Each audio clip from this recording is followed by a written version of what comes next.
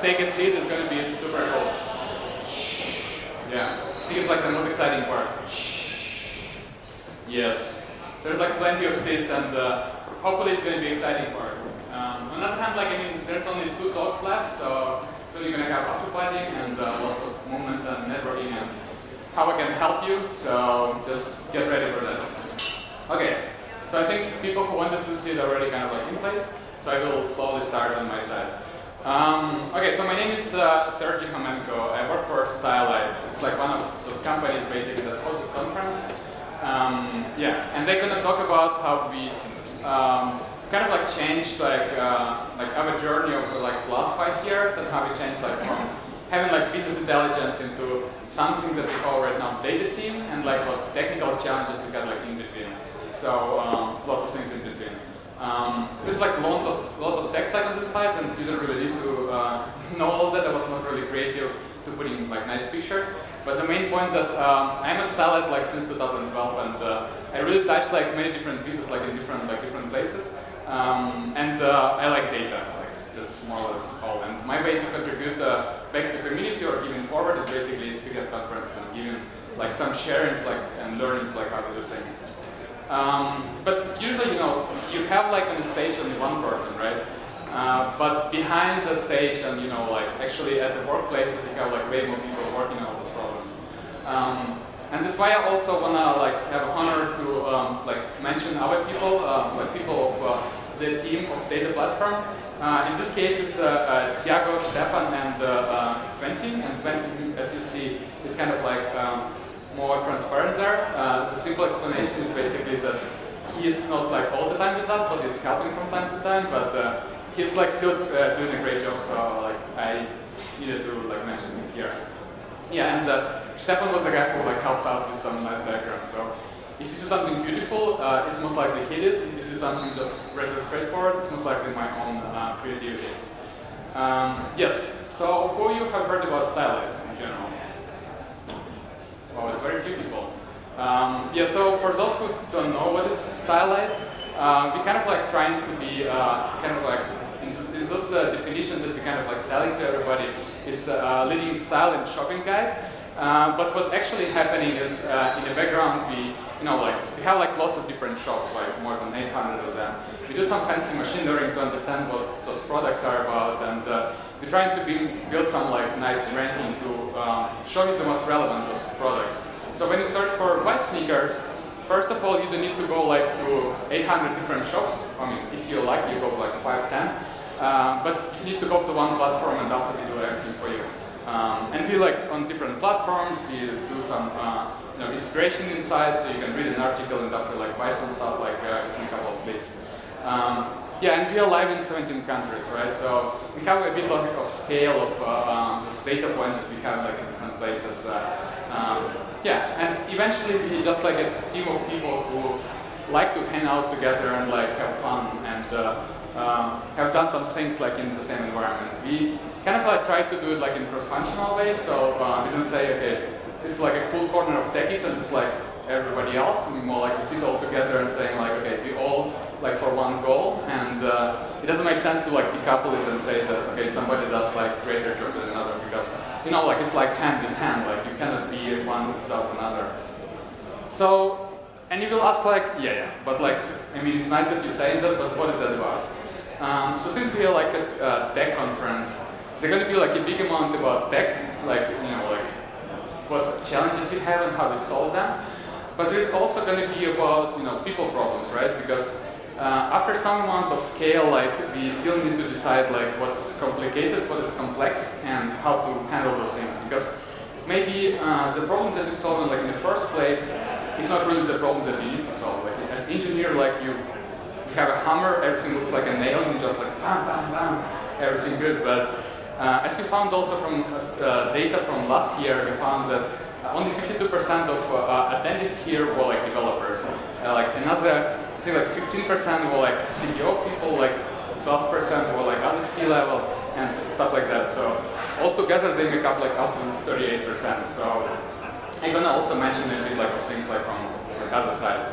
So essentially it's gonna be the things that you're gonna covering up like tech and people. So like, okay, what problems we had and what setup we had, because in many cases you cannot couple one from another because it doesn't really work like that. Like you can look at one side of the problem and after you not really understanding like why decisions were made like that or what was actual ideas behind that and where it was happening. And like as many of talks here or in different places, like it's highly opinionated, right? Like everything that I'm saying is my own, like projection of my experience and like my beliefs. So it might be that you're not really gonna like what I'm going to be saying, or you have a different point of view. So just like bear with me and take it with grain of salt, basically. Yeah.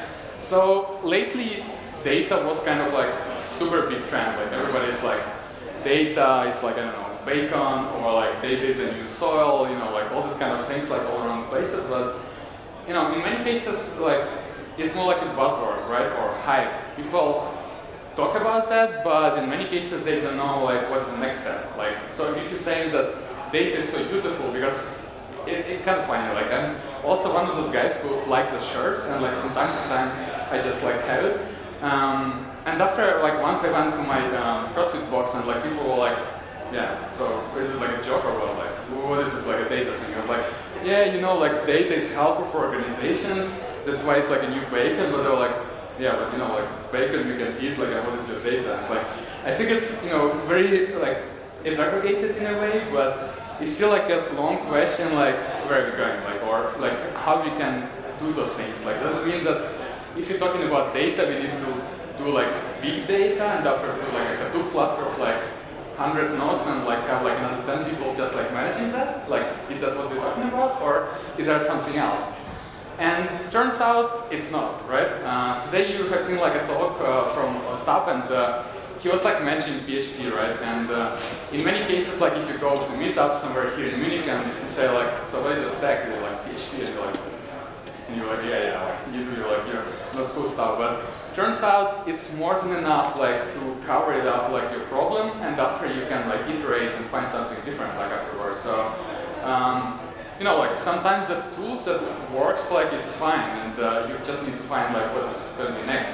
So as the first part, I'm gonna like go like through like last 5 years basically and show some of things that we also were using like back in the day, and we're not really like ashamed. It's like, oh, there's a PHP there, or like there's a MySQL. Like, not a problem. Like, it was a tool that was kind of like good enough to bootstrap the project, to get like some funding and like get it running and get it somewhere else.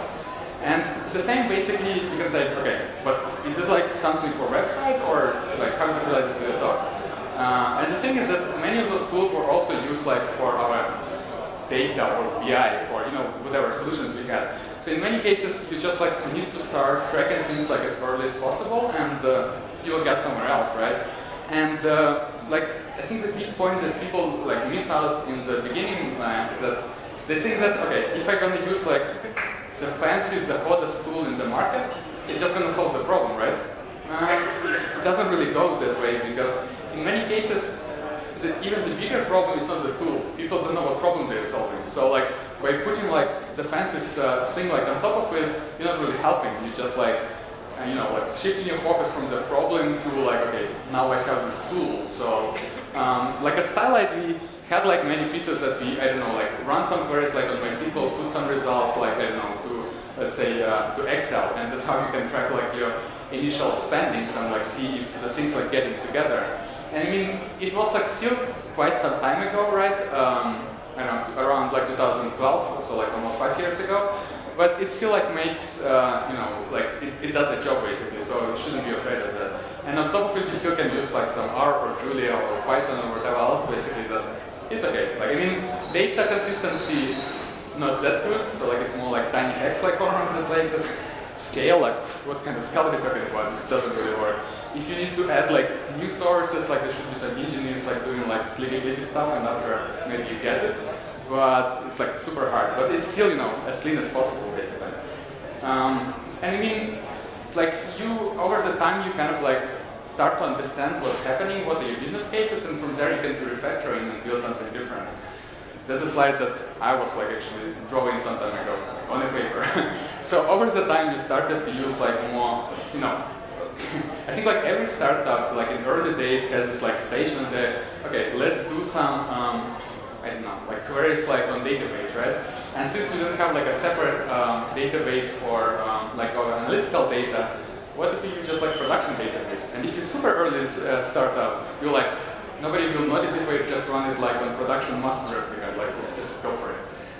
Over the time people, and I mean, like maybe I shouldn't be telling that, but I think like some company did it like even in 2012, so no biggie. Like if it does your job like and it doesn't crash your customers, like you're good to go. This time we started to like make some like better replication of those things and like have some ATL layers in between that does those aggregations and put it like somewhere. And I wouldn't go like that much into details, but we kind of like improved our stack and like made it like slightly better. So we had like even proper Amazon Redshift clusters that does some things, and we started to use some serverless tools that basically, like in this case was Tableau, that enable people to get some data and not only asking like through the same like a data team and get results for them, but yeah, getting it like directly from some tool in a way. Yes, and eventually it's kind of like getting more the things that you like. You're adding some monitoring, you understand like what's happening. In this case, you see like a screenshot of data doc. Oh, sorry. You're getting like a screenshot of data doc that you're refreshing some of our like data sources, but it's getting like in a better shape. And like for engineers, it's getting more like like a happy place that yeah, getting more involved. I think around maybe 2014, we started, maybe 13 I think, we started more actively use like Amazon Web Services and like another like version of like similar things that we started more actively use is, I don't know, like Amazon Kinesis that we use like kind of, for people from open source, it's more like hosted Kafka in a way. But the thing is that you can put like lots of streaming events like in the beginning, right? They have some storage that can persist them like for up to 7 days, and after you have like multiple consumers that do like different stuff. For instance, you can, I don't know, like dump them like to S3 and SQS, and after you have like a data platform to import it to persistent Redshift storage. So it's kind of getting better, right? So in terms of like even technology, it's kind of fine, right?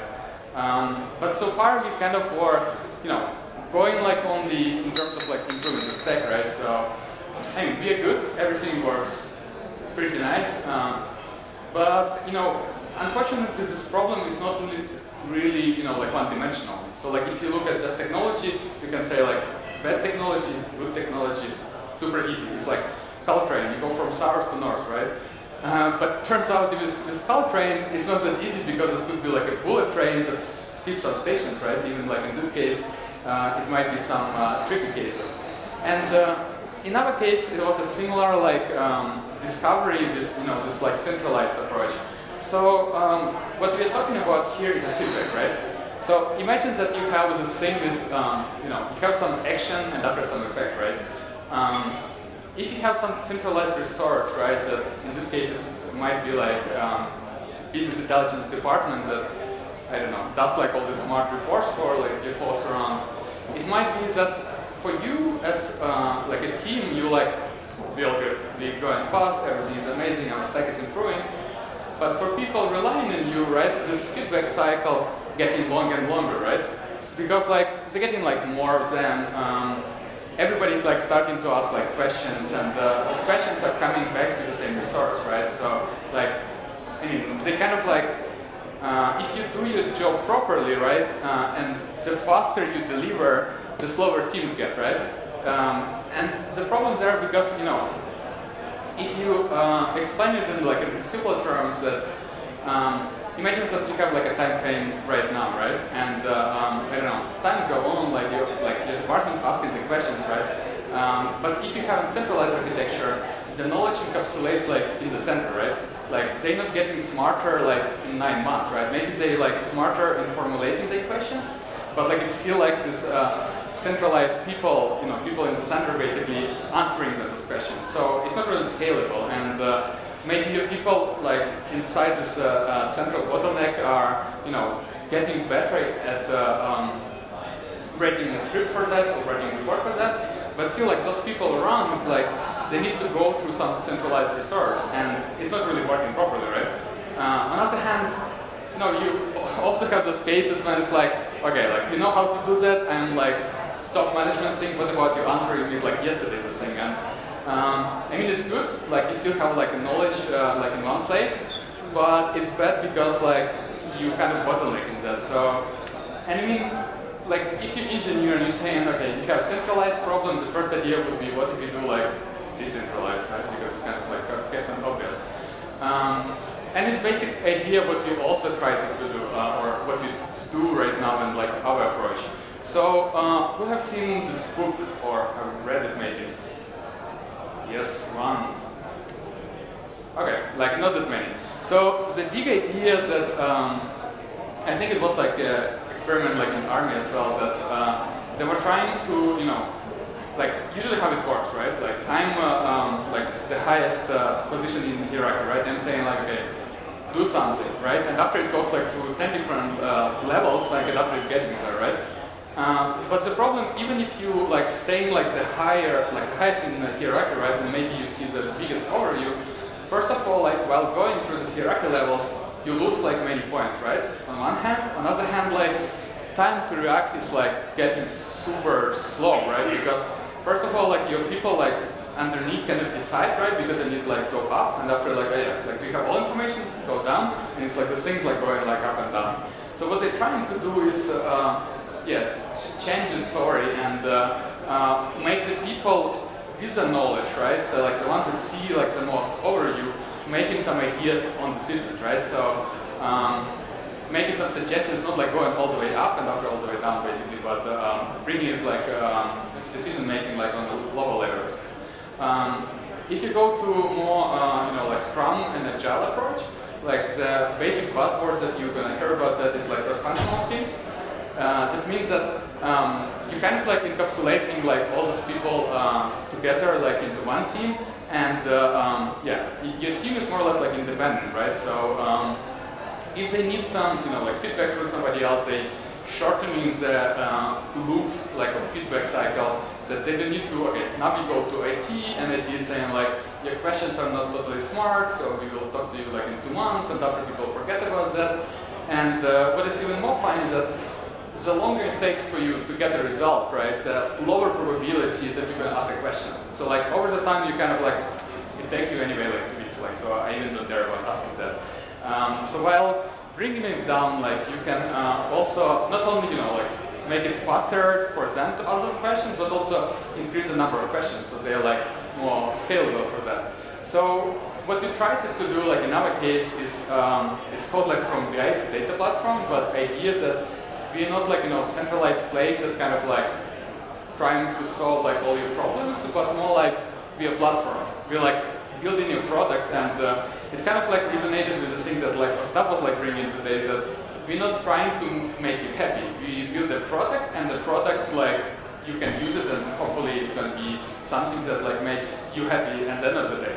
And I mean, like eventually you can say that you build your like stupid product that nobody's using, but I think it's a part of the game to to build the things that people actually need in the first place, and like ask them like practically, okay, what do you need and like how to build it. So you end up not only like solving like this, okay, I need to report about ABC, and like after do it like over and over, but like changing it around. So we kind of like define like a mission in terms of like, it's like, so what are we doing or sort of like that. And it sounds like creating products that make data-informed decisions easy.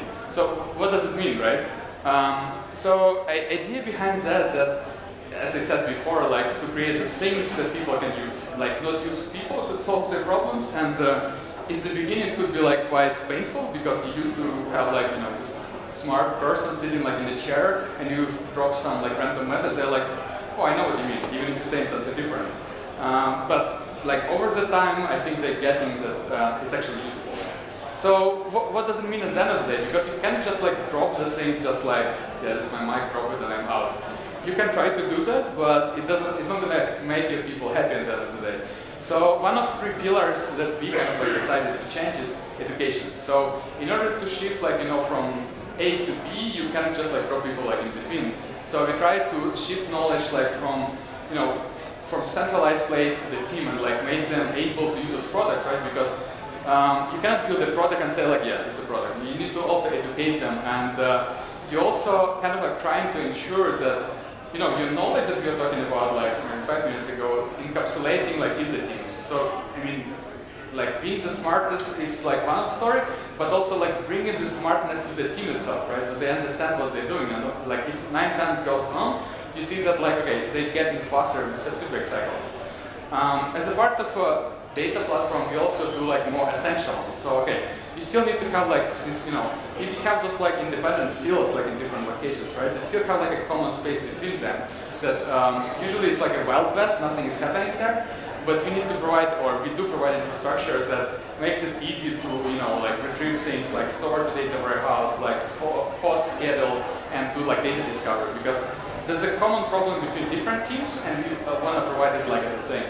And we also consult them in order, like do some advanced stuff. Like in our case, we do like statistical significance, or like some between team communication, like the change log, stuff like that. This is actually an example what we did like for knowledge sharing. So we have Stefan, who is here and maybe is in the room somewhere. Stefan, right here?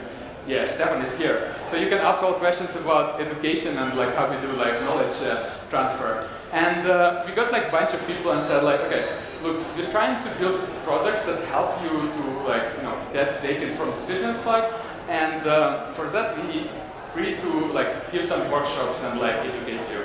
And we had like curriculum like for 3 weeks, I think, so people like were show up without any kind of knowledge about SQL or what is like how to do any kind of data science. And over the time they were like, for people it also might be like as a game, right? You like write a thing, you get result, it's like programming feeling like when you did it like 20 years ago.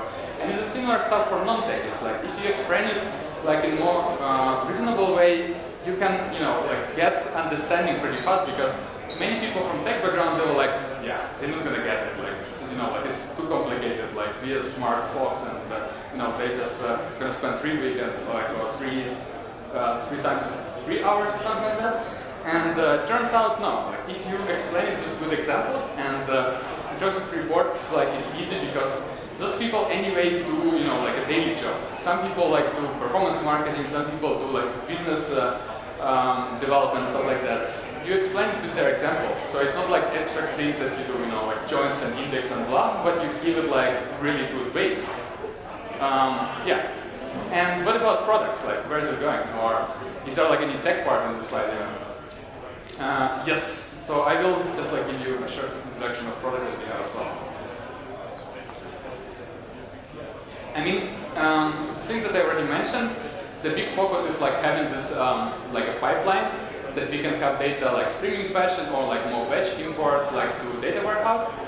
And after we're trying to provide services to make that available or do some advanced stuff like A/B testing and statistical significance and stuff like that.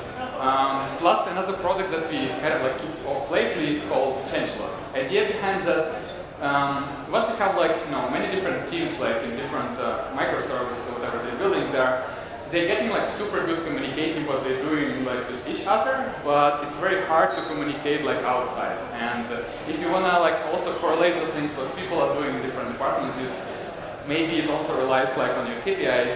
It's getting super hard because there is like no written knowledge about those things. So we provide some API basically that people can in first place like write those things. Okay, I did deploy, I did change of ranking or machine learning model or whatever else, and other people, if they're interested, can filter out to the things what they really care. For instance, like somebody from here who is like a business development manager can get information like only about specific countries. So he doesn't care what's happening like in Spain if I'm business manager from Norway or something like that. So it's good, right? If you go like more on tech level, right, we didn't want to make it like low level, right? And as this smart author is saying, and actually the book is also pretty nice, low level is kind of like when you need attention to irrelevant, right? So like something that doesn't really go in direction of what you want to do in the first place. So what are like requirements that we had there? So we wanted to make it like run by team. It means like we separate, like we have it as a separate like SaaS solution. So it's like hosted by us and we have it like available. And everything else is basically by team. So nobody needs to, like ask data engineer to integrate schema or do migration and stuff like that. Not people involved from our side. Yes, this one. So it also should be easy to extend. So like if you're deciding to add like new schema or add new team, new versions, like also nothing from us, like because it's also makes you like more fast to go those steps if you don't need to find somebody to to walk you through in a way. And what also helps like this understanding is to make it transparent. So like you can say it's like a magic box that does something, but if people don't see, okay, if I send this one, what does it do, or like what actually failing, like it doesn't help. So what we do there is like we try to do like as much verbosity as possible, so that everybody who kind of like puts the data inside can understand what's happening. Some of them is like failure, success tracking, so okay, maybe didn't land or did land, so like if you're interested you can subscribe for that. Or you can debug like while in staging, so you can play with that and get some results from there. If you're talking about tracking data, like one of big examples is Snowblow because they provide kind of like end-to-end solution. Unfortunately, for many things, they have like different levels for trackers and after collectors that get this information, and after you can do some validation, enrichment, and after you store it and stuff like that. It's a pipeline. But for some of the steps, they use like EMR, like as the things that does some validation, and for us was like not really helpful because in many cases it doesn't let you be like clean in a way, right? It's just like a huge elephant that like tries to get your things running, and in many cases it's like expensive and like like it goes like really long time basically. So we were not happy with that, and we were like, okay. Because we are like very few people and we want to try something cool, because trying cool things is always fun. We're like, what about if you try like lambdas, because like serverless and like all this hipster stuff. And because using only one technology at the time was not fun, we were like, okay, if you try to use like Firefox at the same time, maybe maybe it's gonna blow up in your face. So we're like, okay, let's do like all the cool things at the same time and see how many of them are gonna stick there. Yeah. So how does it look like? I hope it's like at least visible from somewhere, but I will explain it. So if you remember from the beginning, we had this like trackers and collectors. We kind of keep them because we didn't want to replace all the pieces, right? But you make like collectors right to Kinesis. It's going to be like, like let's say Kafka in this case. And there you have like enrich layer that does like validation as well. So we have like a glue schema repository that has like web UIs that team can like add some information inside. After based like on the schema, we do like validation and like putting it like either to enrich good or enrich bad, so we know that we didn't validate that. Afterwards, we have like Kinesis, like stream basically with like all good and bad events. So with good ones, we have like a lambda that writes it like to Firefox. You know why? Because like in the background, you can't just like swap Kinesis and Firefox, like, because they have like a different, I don't know, behind the scene like structure. So we actually have it like one by one, event by event, like right into Firefox. Firefox in this case is a product that basically does buffering. So because it's end up like in S3 eventually, we didn't want to like write every event because it's not very very nice for us. We wanna like buffer it like for 15 minutes, for instance, and after like dump it like in chunks. And after we have another lambda that basically does Redshift like copy statement, and it adapts like in Redshift. And with that one, we just like write it to simple notification service that people get notified about these things.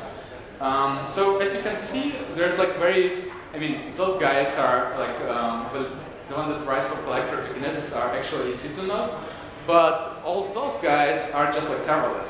So nobody, scales them up. Nobody like has a separate EC2 node or stuff like that. They just like run, serverless without any server. But this part is only like streaming. For batch import, we were like, okay, we can be, as consistent as possible and just put it like in the beginning. But if like those files are in some cases like 5 million rows inside, it doesn't make sense like to shoot in the foot because like it sounds reasonable. But let's just do it differently. And what we have here basically there's another lambda that gets validation from Igloo. And after this does validation of the file, and after we put like validated files, it triggers like another Lambda. So you're basically reusing the same like architecture, like also for for a fetch part. Plus, you can provide some like keys, like how you do the application, like for those guys. Like if you import the same date, for instance.